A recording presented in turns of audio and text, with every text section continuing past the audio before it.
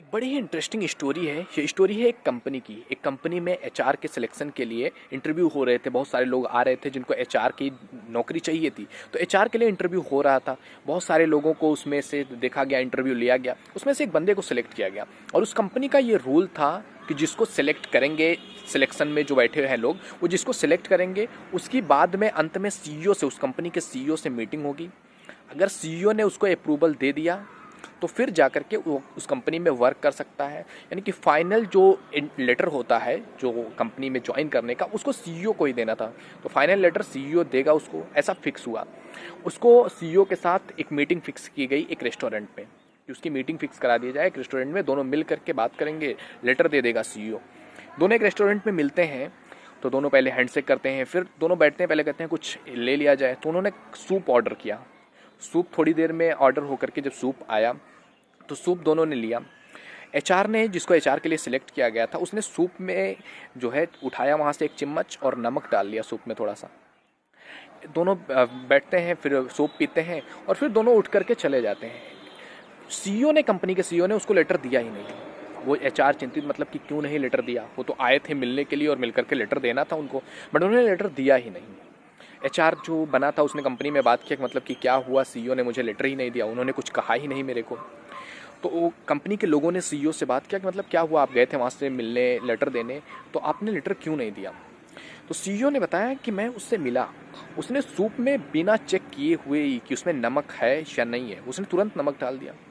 तो कैसे मैं ये यकीन कर लूँ, वो मेरे कंपनी में जिन लोगों को, एचआर का मतलब क्या होता है, ह्यूमन रिसोर्सेज, यानी कि जो लोग आते हैं उनको अपॉइंट करने का, तो मैं कैसे ये मान लूँ कि वो मेरे कंपनी में आने वाले लोगों की अच्छी तरीके से देखेगा। वो तो पहले ही फैसले ले लेता है। तो इसलिए इस कहानी से हम क्या सीख सकते हैं, और उसको उससे एचआर की नौकरी नहीं मिली। तो इस कहानी से हमें ये सीख मिलती है कि जब भी आपको लाइफ में कुछ करना है तो सबसे पहले किसी काम को करने से पहले सोचो, चेक करो।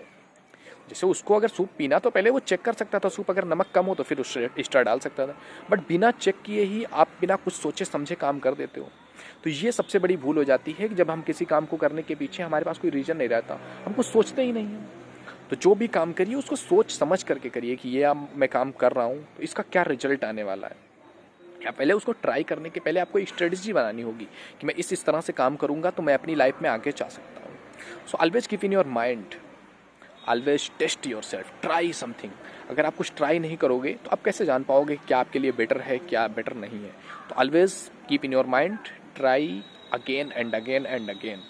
Try many new things. जब आप 20s से 30s के बीच में हो, आपकी लाइफ का एक गोल्डन टाइम है।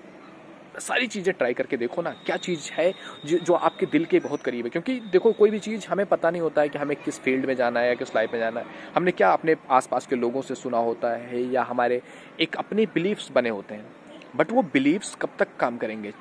वो बिलीव्स ही हमें जिलाएंगे, उसी के पीछे हम भागते रहेंगे। लेकिन जब आप कुछ नया ट्राई करोगे तो शायद कुछ ऐसा आपको लाइफ में मिल जाए जो आप अभी तक सोच रहे थे वैसा ना हुआ हो।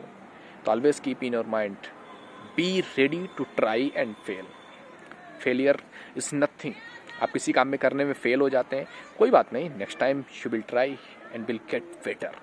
ओके, मिलते हैं आपसे अगले वीडियो में। Thank you. आई होप अगर वीडियो आपको पसंद आई हो तो लाइक कर दीजिए, शेयर कीजिए अपने फ्रेंड्स में, ताकि उनको भी इससे कुछ सीखने को मिल सके। Thank you.